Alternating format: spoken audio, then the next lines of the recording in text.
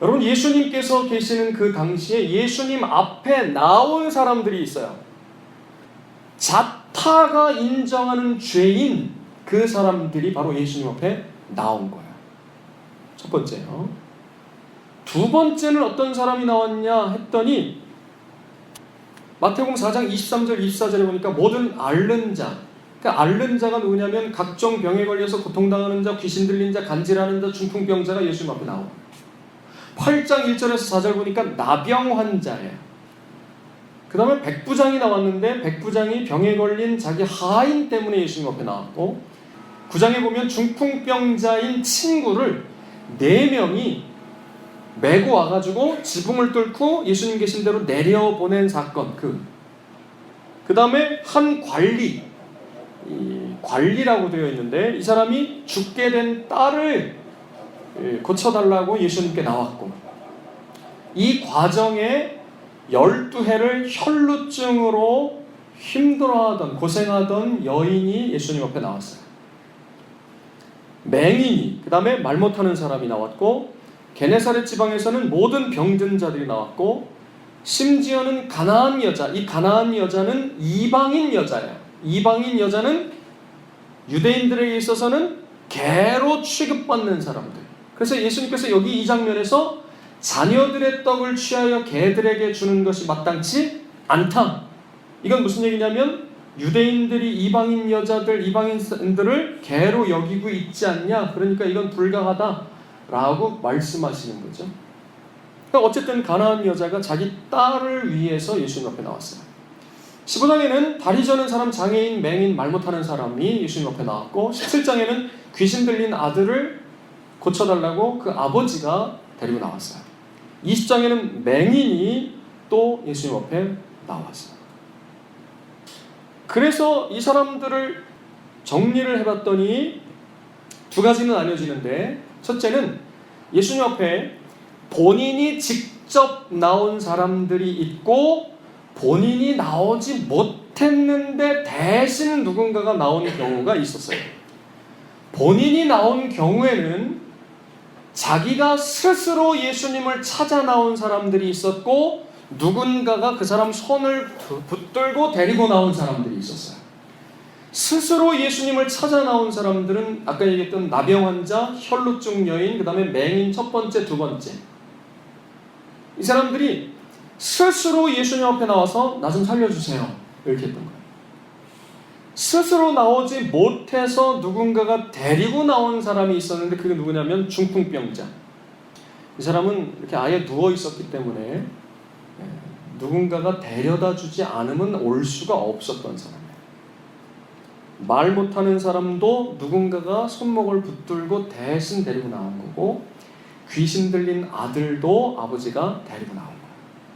그리고 세리와 죄인들도 누가 데리고 왔을 수도 있고 스스로 왔을 수도 있는데 어쨌든 이 사람들도 예수님 앞에 직접 나왔어요.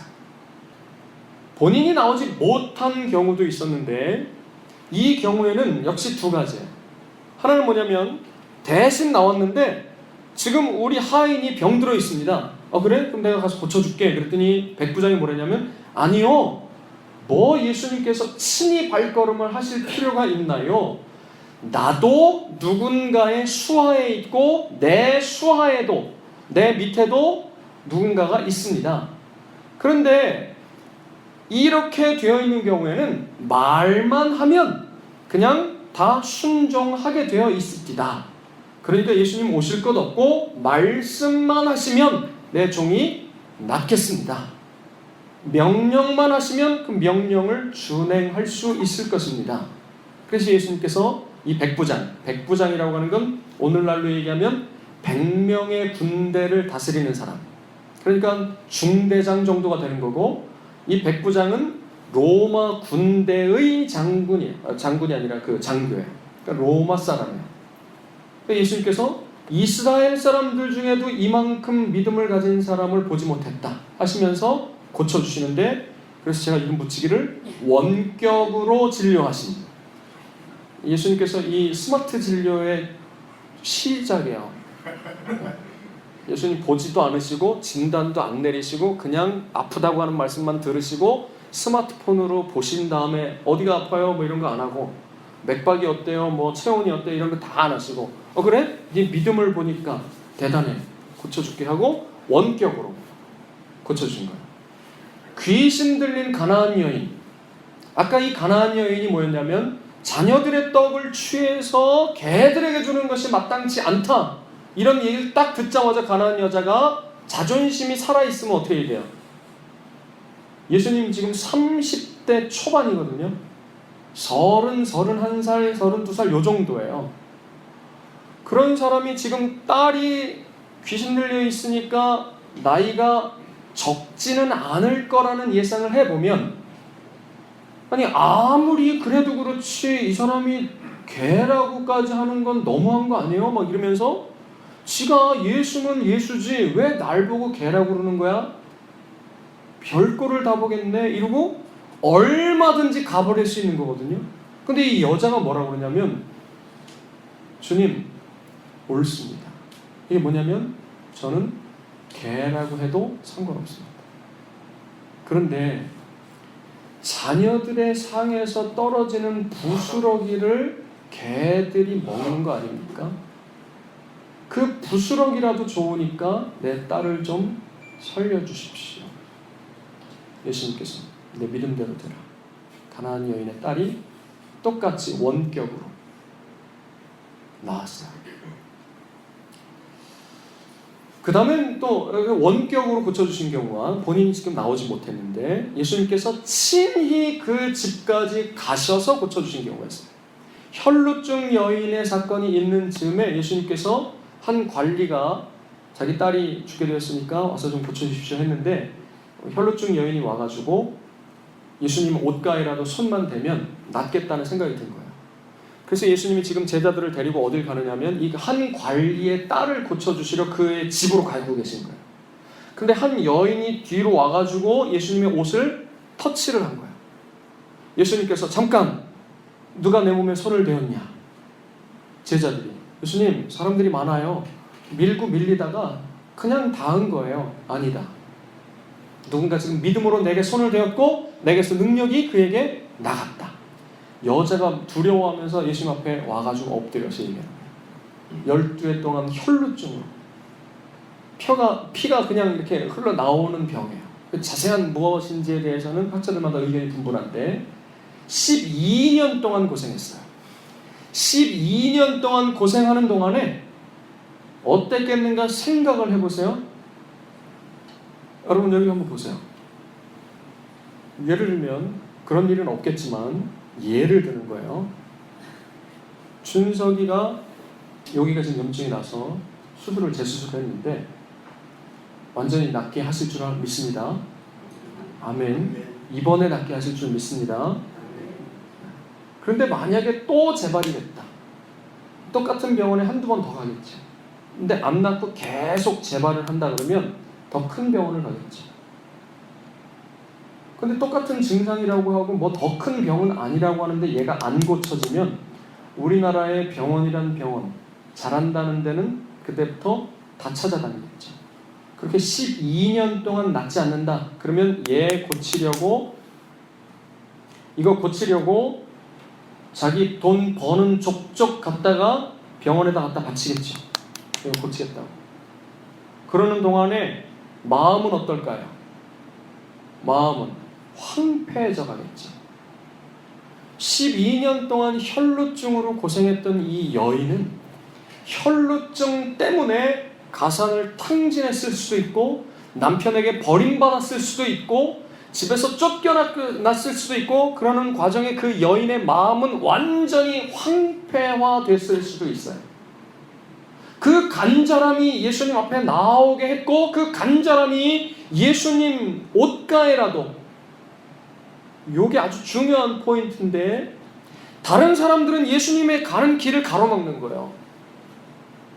오셔서 내 종을 좀 고쳐주세요. 내 눈 못 뜨는 거 이거 고쳐주세요. 이렇게 얘기하는 거예요. 근데 이 여인은 차마 그 앞에 나오지도 못한 거예요. 왜 그래요? 그걸 통해서 뭘 할 수 있는 거예요? 이 여인이 그간의 사람들에게 당했던 고통을 알게 되는 거예요. 짐작을 해보게 되는 거예요. 그러니까 이 여인은 사람들에게도 함부로 나서질 못하는, 이 정도 되면 손가락질을 틀림없이 받게 되는데, 그러면 우리가 지금 이 정도에서는 우리 죄라고 얘기하지 맙시다, 정죄하거나 이렇게 판단하거나 하지 맙시다 이랬는데, 똑같은 걸로 12년 간다고 해보세요. 그러면 다 수근수근 내기를 어떻게 하냐면, 자는 도대체 뭔 죄가 그렇게 크길래 저렇게 안 낫고 저렇게 고생하는 걸까? 이런 얘기들이, 이런 마음들이 저기 어디에선가부터 시작해서 막 올라오고 수군대고 이런 일들이 사람들 앞에 함부로 나설 수가 없는 거지. 여인의 마음에 지푸라기라도 잡는 심정으로 접은 옷가에라도 내가 터치만 하면 내가 낫겠구나 하는 기대, 그런 믿음, 그리고 가서 만졌고 실제로 나은 거예요. 그러고 있는 새 속이 타고 있는 사람이 한 사람이 있어요. 누구냐면 죽어가는 딸을 둔 이 관리. 그래서 그 집으로 지금 가고 있는 중이거든요. 마태복음 본문에는 이야기가 이렇게 자세히 나오지 않는데 다른 복음서에는 이렇게 나와요. 요때 그 집에서부터 한 종이 옵니다. 와가지고는 주인님, 더 이상 예수님을 괴롭게 하지 마십시오. 죽었습니다. 이 관리는 여기서 마음이 무너지겠어요? 안 무너지겠어요? 무너져. 저 12의 혈루증 여인만 아니었으면, 아니 예수님은 도대체 왜 이러고 계신 거야? 내 딸이 예수님이 서둘렀다라면 살아있었을 거고, 그때 예수님이 도착하셨다라면 충분히 얼마든지 살 수 있었는데, 저 여자 때문에, 아니 예수님은 왜 지체하고 있고. 그래서 여기에 온갖 슬픔과 원망과 분노가 막 복합적인 심정이, 그런데 눈물은 막 흐르는 거고 이제 절망으로 나락으로 막 빠져들어가고 있는 찰나에 예수님이 이렇게 말씀하시는 거예요. 가자. 그리고 그 걸음을 재촉해서 관리의 집, 죽은 딸의 집으로 가요. 갔더니 이미 아이고 곡하는 소리가 나고 있는 거예요. 예수님께서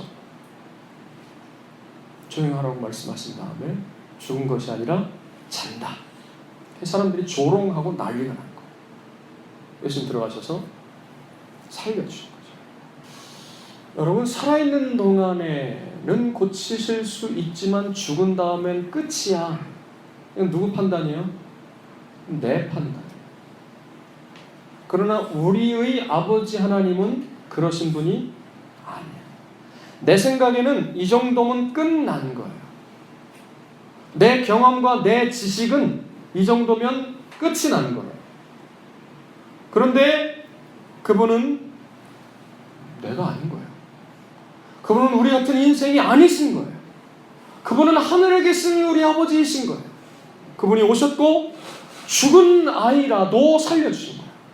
여러분, 아팠는데 고친 사건을 경험한 아빠, 이것과 아예 죽어버렸는데 살리심을 경험한 아빠, 두 사람이, 이 둘이 경험하는 하나님 사랑은 같아요, 달라요? 이 사람 둘이 느끼는 하나님의 능력은 같아요, 달라요? 이후에 하나님께 대한 헌신 같아요, 달라요? 다르죠. 달라요. 여러분, 여기 이만큼 배웠다가 치료된 사람하고, 암에 걸렸다 치료된 사람하고 인생을 대하는 태도가 같지 않겠죠. 나았어요. 이거 아팠다가 나은 사람하고 암이었다가 나은 사람하고 하나님께 대한 감사가 다르겠죠. 뭐가 있어요? 하나님의 목적이 있어요. 하나님의 방법이 있어요. 하나님의 시간이 있어요. 12년일 수도 있어요. 38년간 누워있던 병자도 있어요. 지금 당장 가고 계신데 살아있는 동안이 아니라 죽은 다음에 살리시는 게 주님의 뜻일 수도 있어요. 어느 부분인지는 우리가 알 수가 없는 거예요. 그런데 이 사람들의 공통점은 뭐냐면, 인생 가운데 큰 문제를 만난 사람들이 예수님 앞에 나왔다는 사실이에요. 문제가 없는 사람들, 그런데 실상은 문제가 없는 게 아니라 문제가 없다고 착각하는 사람들이었어요. 그 사람들은 예수님이 필요가 없었던 거예요. 그래서 예수님 앞에 나오질 않았던 거죠. 제가 늘 말씀드리는 대로 요만한 문제가 생기는 거예요. 요만한 문제. 이 문제가 예수님이 하나님이 문제를 주셨다, 근원이다, 원인이다 이런 얘기가 아니라 그랬죠. 이건 배후에 마귀가 역사하고 있는 거고 배후에 죄의 문제가 있는 거고 그 배후에 사탄의 영향이 있는 거라고 그랬죠. 하나님 침묵에 관해서. 그러니까 이거 하나님이 내게 암 주신 거야. 하나님 내게 이거 주신 거야. 하나님 내게 이거 주신 거야. 하나님 내게 교통사고야. 이렇게 생각하지 말라 그랬죠. 아니라고 그랬어요. 우린 그 원인에 대해서 얘기하는 게 아니라 지금 현상에 대해서 얘기하는 거예요. 문제가 생겼어요. 하나님 뜻이 뭐라고요? 지금 문제가 생긴 사람들 주께로 나오라는 거예요. 안 나왔어. 내가 해결할 수 있거든. 요만한 문제 내가 해결할 수 있잖아요. 내가 해결해버렸어요. 주께로 안 나왔어요. 그럼 주님의 뜻은 뭐예요? 이 문제를 통해서 주님께 나오도록 만드는 거. 그게 주님의 뜻이에요. 근데 안 나왔어. 요만한 문제 때문에. 그러면 그 다음에 어떤 문제가 생겨요? 그럼 주님이 내버려 두실 수밖에 없잖아요. 지금 안 나왔는데, 이 사람이 안 나왔는데. 그러니까 하나님의 능력이 없다는 게 아니고 하나님 그렇게 일하시지 않는다는 걸 강조해서 얘기하는 거예요. 그러면 살면서 요만한 문제가 또 일어나겠죠. 좀 더 큰 문제. 그러면 이 큰 문제를 통해서 주께서 원하시는 바가 뭐라고요? 주께로 나아온다. 이 문제를 만드신 분이 하나님이라고 하는 얘기가 아니라고 그랬어요. 자꾸 이 문제를 통해서 주께로 나오는 거예요. 근데 요만큼 문제가 커졌는데 아직은 해결할 수 있어. 그럼 내가 해결해 버렸어. 그럼 주님의 목적은 완성이 아직 안 됐어. 그럼 살면서 또 문제가 일어나죠. 그럼 이제 더 큰 문제가 일어나는 거야. 더 큰 문제. 점점 문제가 커질수록 우리의 삶은 피폐해지고 괴로워지는 거죠. 그럼 주님께 나오라고 하시는 거예요. 안 나왔어. 아직까지는 내가 이를 악물면 해결할 수는 있어. 몸부림치고 발버둥치고 아는 사람 다 동원하고 돈 다 끌어대가지고 해결 봤어요.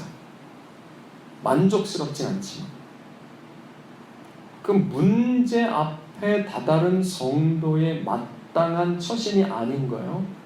그러니까 예수님 어떻게 하실 수가 없었어요. 그 다음번에 어떤 일이 일어나냐면 더 큰 문제 일어나는데 이건 도저히 해결할 수 없는 문제. 12의 혈루증, 죽어버린 딸, 귀신 들린 가나안 여인의 딸, 나병, 중풍병, 더 큰 문제, 죄의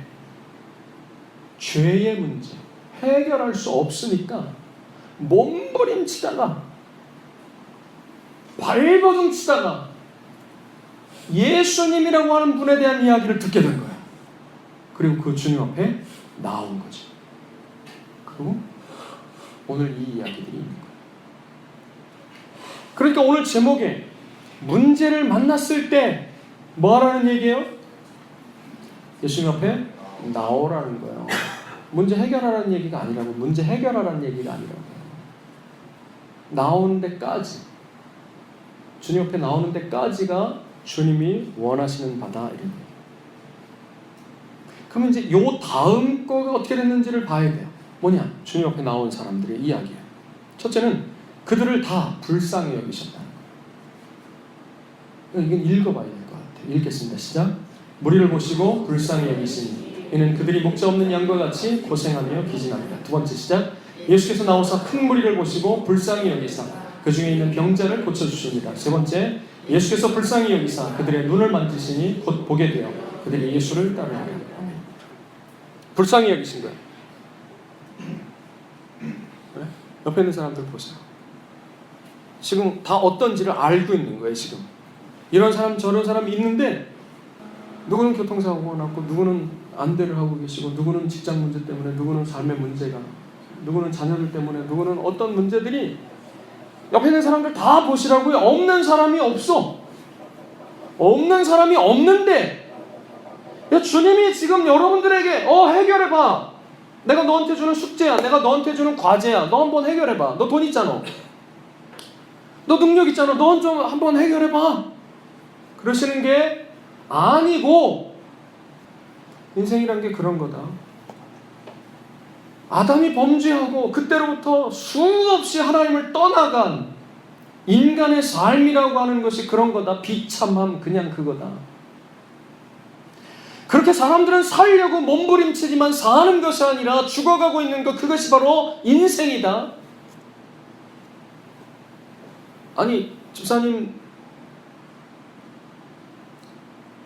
지금 연세가 70년이 70년처럼 지나가셨어요. 돌이켜보니까 한순간에 70이 돼버리셨어요.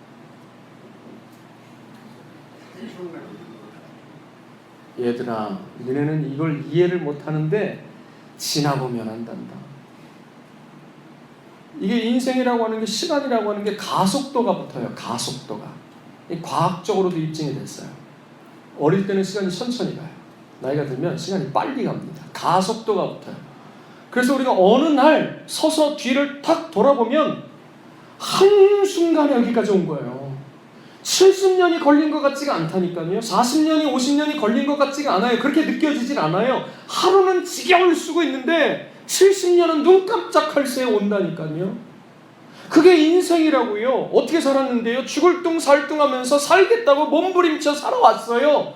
그런데 살수록 어디에 가까워지냐면 죽음에 가까워져요. 그렇게 몸부림치고 살수록 죽음 앞에 서게 되는 거예요. 예수님이 불쌍히 여기시는 것이 무엇이냐면, 그 사람이 아픈 거, 힘든 거, 괴로운 거, 인생의 문제 때문에도 불쌍히 여기시는 거고, 그리고 이 지구, 이 땅, 악이 다스리고 있는, 그래서 비참하고 고통이 끊이지 않는 이 세상, 그 안에서 신음하고 있는 당신의 백성들을 보시는 거예요. 누구의 백성이냐면 당신의 백성.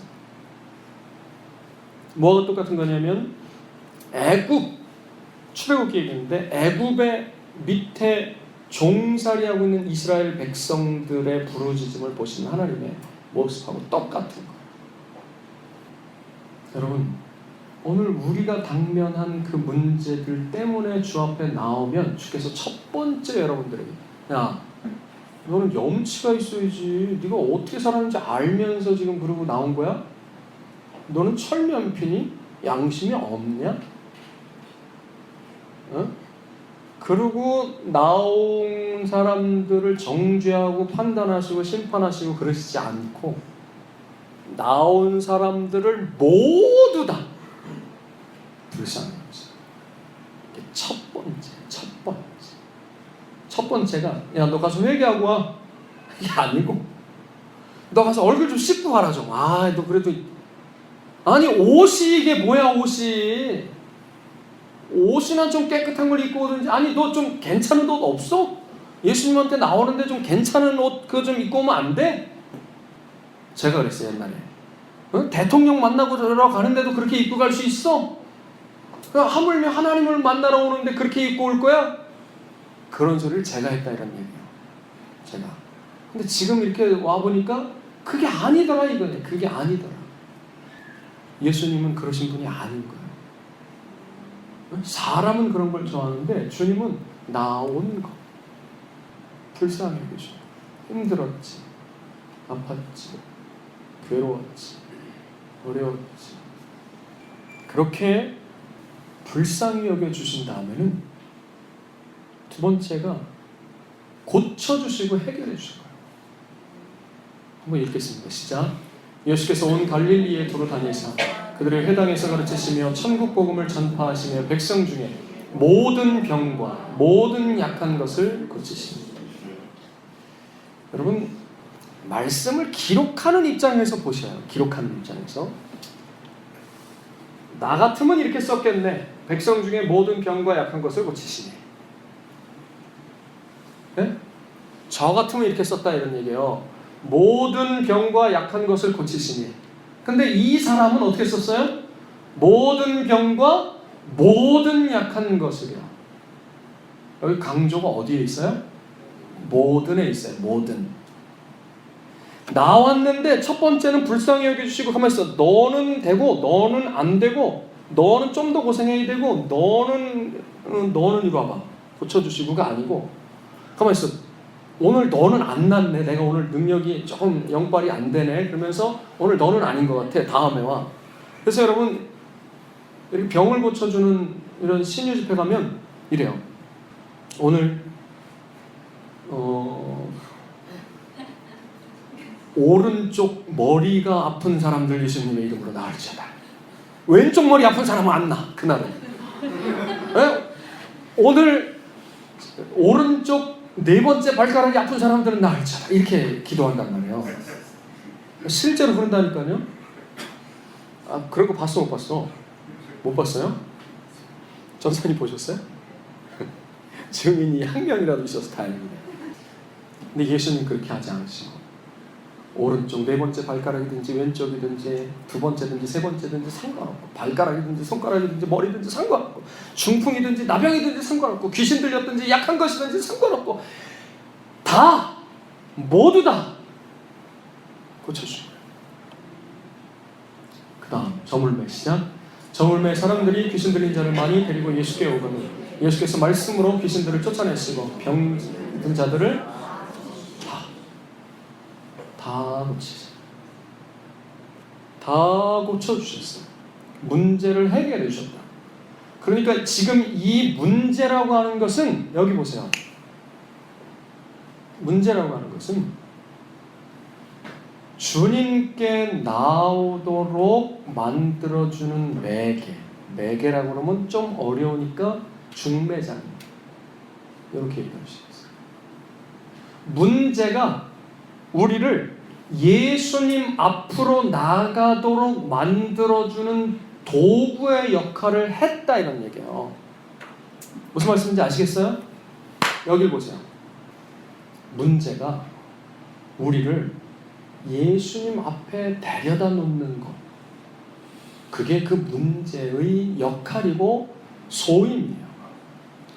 여러분 이 손목, 눈, 발, 교통사고, 직장, 몸 아픈 거, 믿음 없는 거, 남편, 애기 군대 가는 거, 월급 안 나오는 거, 공부 안 되는 거, 은혜가 떨어져서 공부 안 되는 거. 이런 모든 문제들의 역할이 뭐냐? 우리를 예수님 앞에다 갖다가 세워놓는 거예요.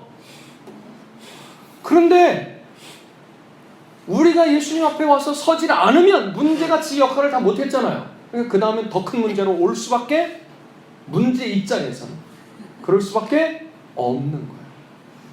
아니 이 인간 좀 예수님 앞에 가야 되는데 그래야 이 문제가 끝나고 좀, 그런데 안 가니까 더 큰 문제로 다가오는 거예요. 문제가 예수님 앞으로 나오게 만들었고 소임을 다했으니까 문제는 더 이상 남아있을 필요가 있어요 없어요? 없죠. 자기 소임을 다했잖아요. 자기 소임이 뭔데? 이 사람 예수님 앞에서 나오도록 하는 건데 나왔으면 이제 끝났잖아. 문제가 할 일이 없잖아. 그럼 문제는 어떻게 해야 돼? 그럼 사라져야지. 사라져. 해결되는 거. 이해가 가세요? 이 원리가? 근데요 여기서 끝나지 않고 예수님이 여기서 이 문제들을 통해서 예수님 앞에 나온 자들의 죄를 용서해 주시고, 여기 비밀이 있어요. 잘 보세요. 읽겠습니다. 시작. 침상에 누운 중풍병자를 사람들이 데리고 오거늘 예수께서 그들의 믿음을 보시고 중풍병자에게 이르시되 작은 자야 안심하라 내 죄 사함을 받았느니라. 그랬더니 바리새인들이 뭐라고 그러냐면, 아니 이 사람이 뭔데 죄를 용서한다 그래? 지가 하나님이야? 신성모독이네, 참나만해, 막 이러는 거예요. 그랬더니 예수님께서 뭐라고 하시냐면 그걸 아시고, 야, 내 죄 사함을 받았느니라 하고 침상을 들고 일어나 집에 가 하고 어떤 게 더 쉽겠냐? 이게 더 쉽겠지 않는 거 이게? 근데 왜 이야기를 하는 거예요? 인자가 이 세상에서 죄를 사하는 권세가 있는 것을 말씀해 주시려고, 가르쳐 주시려고. 그래서 보니까 뭐라고 말씀하시냐면 오늘 본문 말씀에 이런 말씀이 있는 거예요. 시작. 너희는 가서 내가 긍휼을 원하고 제사를 원하지 아니하노라 하신 뜻이 무엇인지 배우라. 나는 의인을 부르러 온 것이 아니요 죄인을 부르러 왔노라. 이 앞에 말씀에 병든 사람이나 의원이 필요하지 아프지 않은 사람은 의사가 필요 없어. 아픈 사람들이 의사이신 예수님께 나와서 고쳐달라 그랬는데 예수님은 그 다음에 뭐라고 말씀하시냐면 의인을 부르러 온 게 아니라 죄인을 부르러 온 거야, 이렇게 말씀하십니다. 똑같은 말씀을 누가복음에는 이렇게 말씀하고 있어요. 시작.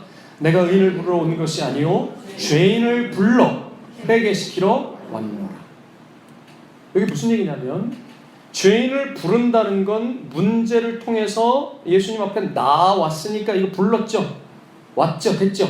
근데 이 사람 문제를 해결해 주시는 게 예수님의 목적이 아니라 그 사람은 문제 때문에 나왔어요. 우리는 문제 때문에 예수님 앞으로 가는 거야. 문제는 우리를 그렇게 예수님 앞에 세우는 거예요.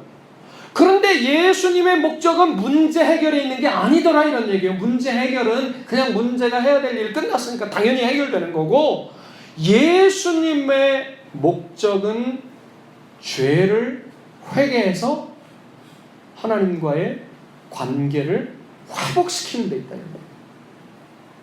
그래서 예수님 안 믿던 사람들이 믿어서 구원 얻게 하는 거고, 예수님 믿었다가 시험 가운데 빠진 사람들이 다시 와서 하나님과의 관계가 회복되는 거고, 믿음의 상태에서 정체가 일어나고 있거나 더 성장해야 될 사람들에게 문제를 통해서 주님께 나오게 한 다음에 그 정체되었던 성장이 이제 다시 이어져 가게 하시고, 한 단계 더 믿음의 높은 세계로 올라가게 하시고, 더 깊은 하나님과의 교제 안으로 들어가게 하시고 하는, 회개해서 하나님과의 관계를 더 깊게 만들어 가시려고 하는 예수 그리스도의 목적이 있는 거예요. 아시겠어요? 문제가 생겼으니까 그 문제 가지고 예수님 앞에만 나오면 돼. 이제 그 다음부터는 이제 하나님이 알아서 하시는 거예요. 그러니까 이거는 요렇다는 원리만 알고, 아, 주님의 목적은 그거구나. 그건 주님의 목적이니까 내 목적은 아니에요.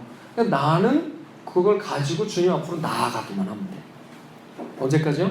해결될 때까지. 해결될 때까지. 해결이 왜 안 되냐? 아직 이게 안 된 거예요. 해결이 왜 안 되냐? 아직 하나님과의 관계가 풀리지 않은 거예요. 해결이 왜 안 되냐? 아직 회개가, 아직 하나님과의 관계 회복이 안 된 거예요. 아시겠어요? 문제 해결될 때까지 기도하면 요게 되는 거예요. 요걸로 끝나는 게 아니라 요렇게 회개해서 그 다음 네 번째 요걸 이루시는 거예요.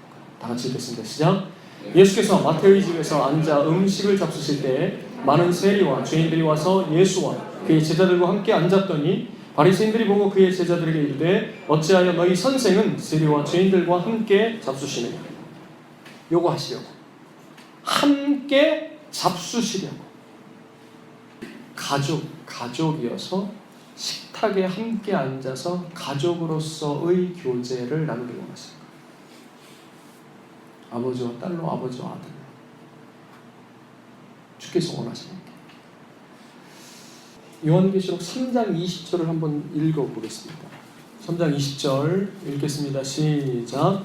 볼지어다 내가 문 밖에 서서 두드리노니 누구든지 내 음성을 듣고 문을 열면 내가 그에게로 들어가 그와 더불어 먹고 그는 나와 더불어 먹으리라. 아멘. 예수님이 문 두드리시는 그림 본 적 있어요?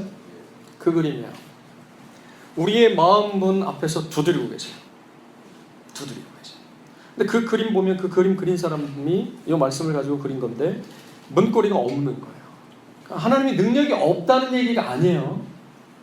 주님께서 얼마든지 이놈 새끼 이리 와, 모가지를 비틀어서라도 얼마든지 앉아, 밥 쳐먹어 그러면서 함께 드실 수 있어요. 하나님께서 그렇게 일하시기를 기뻐하시지 않으신다. 하나님께서는 인격적으로 우리와 교제하기를 원하셔요. 두드리시는 거예요. 그러면 그 음성을 듣고 내가 문을 열기를 원하시는 거예요. 주님, 우리의 발걸음을 움직여서 주 앞에 나오기를 원하시는 거예요. 주님 하고 나오기. 그러면 주님께서 들어가셔서 나와 함께 먹고 나와 함께 마시는 식탁의 교제, 아버지와 자녀로서의 그 아름다운 교제를 원하고 계신 거예요. 그런데 그 앞에 구절을 보세요. 19절 시작. 물은 내가 사랑하는 자를 책망하여 징계하노니 그러므로 내가 열심을 내라 회개하라. 여기 책망, 징계, 삶의 여러 가지 문제들이 원인이 죄 때문인 경우도 있어요. 주님께서 허락하신 것도 있다 이런 얘기예요. 근데 우리가 지금은 그걸 얘기하는 게 아니니까 거기에 집중하지 말고 어쨌든 책망 징계가 뭐냐면 우리 삶의 문제들로 나타나는데 그 문제가 원하는 것이 뭐냐? 바로 주님과 함께 먹고 마시는데 이르게 하시려고 회개하게 하시려고 요 스토리를 만들어 가시는 거예요. 무슨 말씀인지 이해 가시지요? 지금 그래서 문제가 있느냐? 그러면 주님께 나오는 거예요. 나오면 첫째는 불쌍히 여기셔. 불쌍히 여기시니까 다른 생각나는 건 모두 다 딴 놈이 주는 생각이에요. 딴 놈이 주는 생각. 너 염치가 있지? 아니 아까 얘기했던 거. 너 양심 있지? 네가 어떻게 감히 하나님 앞에 이렇게 얘기하는 건 다 다른 놈이 얘기하는 거니까 그건 귀 막으시라고. 그건 듣지 마시라고. 그거에 넘어가지 마시라고. 귀 닫고 한 가지만 기억하시라고. 주께 나아가면 불쌍히 여기실 거다. 나아기만 하면 불쌍히 여기신다. 나 때문에 불쌍히 여기시는 게 아니라 날 위해 죽으신 이 말씀 해주시는 예수님 때문에 날 불쌍히 여겨주신다. 아시겠어요? 나 때문에 불쌍히 여겨주시는 것 같으면 내가 잘하면 불쌍히 여기시는 거고 내가 못하면 불쌍히 여기지 않으시는 거고 내가 죄가 이래야 될 것 같은데 항상 나 때문인 적이 없는 거예요. 항상 예수님 때문인 거예요. 그러면 항상 예수님 때문에 날 받아주셔야 돼. 내 모양은 늘 이랬어. 언제 괜찮았던 적이 없어. 여러분 착각하지 마세요. 언제 괜찮았던 적이 없다고. 늘 우리는 예수님을 의지해서 하나님 앞에 나아가는 거예요. 그러면 무조건 하나님께서는 우리를 첫 번째 불쌍히 여겨주셔요. 두 번째 문제는 소임을 다했어. 그러니까 문제는 끝날 수밖에 없다 이런 얘기예요. 문제는 나를 거기다 갖다 앉히는 데까지야. 그러니까 왔으니까 끝나는 거야. 그런데 여기서 한 가지. 너무 늦게 오면 이 몸이라고 하는 게 상해버린 다음에 회복되는 건 좀 쉽지는 않아요. 그리고 예수님 당시처럼 그렇게 일어나지도 않아요. 잘. 일어나긴 해요. 네? 그런데 이러는 경우는 좀 드물어. 뭐 해가지고 팔 잘라버렸어. 나왔어. 팔이 다시 이렇게 자라나고 막 이런 건 없어. 네? 무슨 말인지 아시겠죠? 그러니까 팔 자르기 전에 나와야 되는 거예요. 네? 아니 여기 이렇게 수술을 해가지고 대장을 여기를 이렇게 잘라가지고 이어붙였는데 주님 앞에 나왔다 해서 거기서 대장이 막 자라. 이런 일이 일어날 수도 있다. 이런 하나님이 하실 수도 있어요. 근데 하나님께서는 일반적으로 그렇게 잘 안 하셔요. 그러고 나면 그러면 그 고통을 우리가 짊어지고 살아가게 되는데 그게 뭐냐면 우리 몸에 가진 흔적이 되는 거예요. 불순종했던 흔적, 주님 앞에 나왔던 흔적, 주님께서 날 고치신 흔적으로 남는 거예요. 근데 그러면 좀 괴로워. 무슨 말씀인지 알겠죠? 그러니까 문제가 적을 때 나오는 게 지혜예요. 오늘 말씀을 듣고 문제가 커지지 않았을 때 나오는 게 지혜라고요. 그러니까 여기서 제일 수지 맞는 인간들이 누구냐면 젊은 사람들. 이 말씀을 듣고 내 걸로 삼아서 우리의 삶 가운데 어떤 일이 일어나든지 이 말씀대로 행하면 그러면 실패하지 않을 수가 있어요. 문제의 소임이 끝나니까 문제는 해결되게 돼 있어요. 그리고 나면 주께서 우리를 회개하게 만드시는 거예요. 회개. 문제는 저절로 해결되고 회개하게 만드시고 그 다음에 우리와의 식탁의 교제를 원하셔서 거기까지 데리고 가신다. 이런 말씀을 하고 있는 거야. 자, 그래서 야고보서 5장 13절에 이렇게 말씀하고 있습니다. 이제 두 구절을 읽고 마치겠습니다. 다 같이 시작. 너희 중에 고난당하는 자가 있느냐? 그는 여기까지만. 문제 있는 사람 있어요? 손 들어보세요. 기도하세요. 끝. 아시겠어요? 네. 그 다음 예수께서 시작. 예수께서 그들에게 항상 기도하고 낙심하지 됐죠? 요 말씀을 다음 주 오후에 한다 이런 얘기예요. 요거. 근데 항상 기도하고 왜? 기도하라고 나왔으니까 낙심하지 말아야 되는 건 뭐냐면 문제 해결될 거예요. 근데 아직 주님의 목적이 이루어지지 않았어. 그래가지고 응답이 아직 안 되고 있는 거야. 정성이 부족한 게 아니고 따라해보세요. 정성이 부족한 게 아니고 지금 주님의 목적이 아직 나를 통해서 이루어지지 않은 거예요. 나오긴 나왔는데 여기서 자고 있어. 나오긴 나왔는데 졸고 있어. 나오긴 나왔는데 정신은 저기 어디 딴 데 가 있어. 그럼 안 되는 거예요. 나와가지고 전심으로 주 앞에 나아가야 되는 거예요. 전심으로, 온 마음으로 나가야 돼. 근데 나와 보시면 아시겠지만 기도 안 하던 사람들이 기도하겠다고 이제 말씀을 듣고 내일 저녁에 나온다고 합시다. 그럼 첫날 딱 나왔는데 막 기도가 쏟아지면서 막 난리가 나는 경우도 있긴 있더라고요. 있긴 있어요. 대부분은 나오라 그랬는데, 그래서 나왔는데 아무런 일도 안 일어나요. 그럼 가요. 그럼 그 다음날 나오기가 쉬워요, 어려워요? 그 다음날 나오기가 어려워요.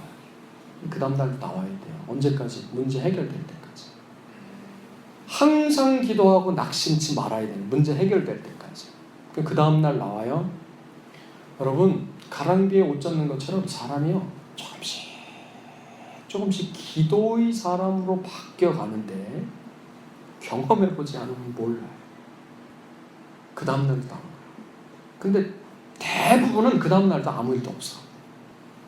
근데 그 다음날도 또 나와. 일을 악물어요.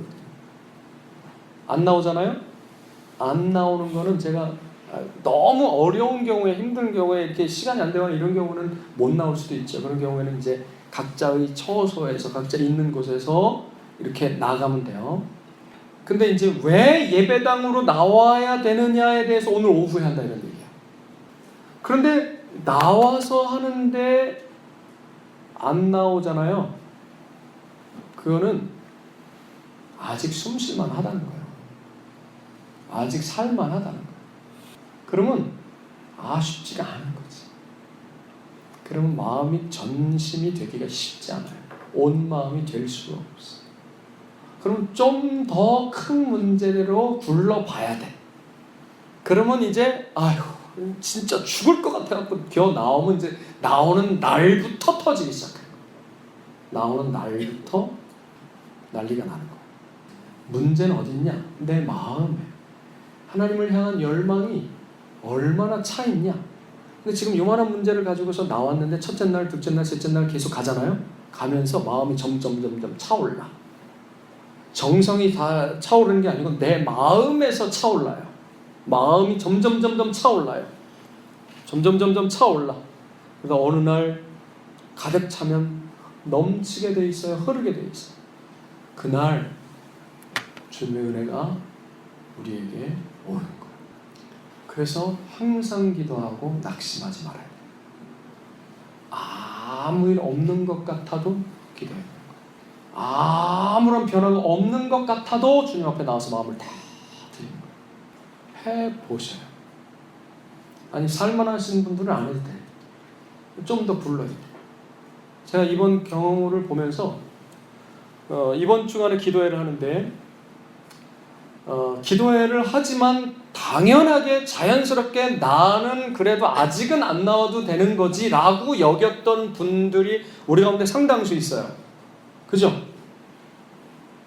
이건 내 이야기는 아니야 뭐 이러면서.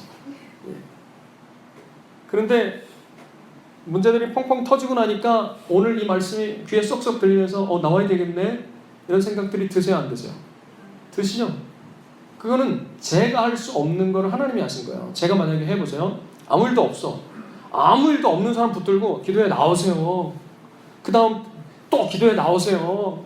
그러면 어떻게 되냐면 목사님 맨날 기도에 나오라고 해서 나 부담돼서 교회 못 가겠어. 이렇게 되는데 문제가 펑 터지고 나서 이렇게 설교를 딱 하니까 나올 수밖에 없는 환경 가운데로 하나님이 우리를 몰아가시죠. 너무나 자명한 사실이에요. 이건 두 개도 해석이 없어. 그냥 이건 딱 하나밖에 없는 거예요. 하나님께서 우리를 향하신 하나님의 지금 현재의 뜻. 근데 마침 뭘 설교하고 있었냐면 주기도문, 기도에 대해서 설교하고 있었어. 기도에 대해서 설교하고 있었는데 기도 안 하던 사람들을 기도하게 만들어야 되겠는데 그럼 하나님이 내버려 두셔서 문제가 펑펑펑펑 터져나가니까 여기다가 말씀 땅 하고 나오. 그러면 목적이 다 완성이 되는 거야. 하나님의 뜻이 다 이루어지는 거야. 이제 뭐만 되면 되냐? 기도하면서 우리가 회개하고 주님과 식탁의 교제가 이루어지기만 하면 끝나는 거예요.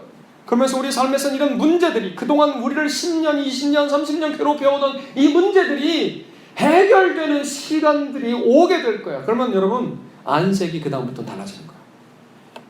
안식일. 여러분, 그런 날이 반드시 올 줄 믿습니다.